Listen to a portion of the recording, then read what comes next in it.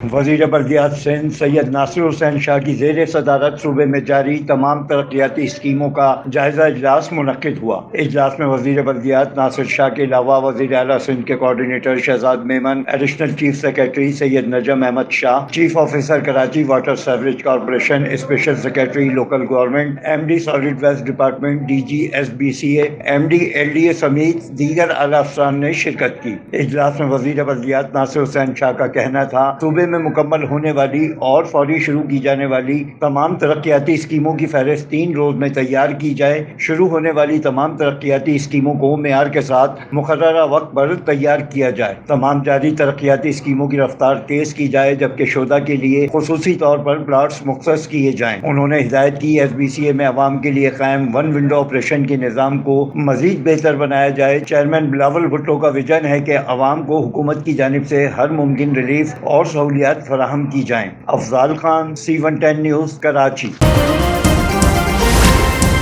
C110 news, خبر کی اصل خبر۔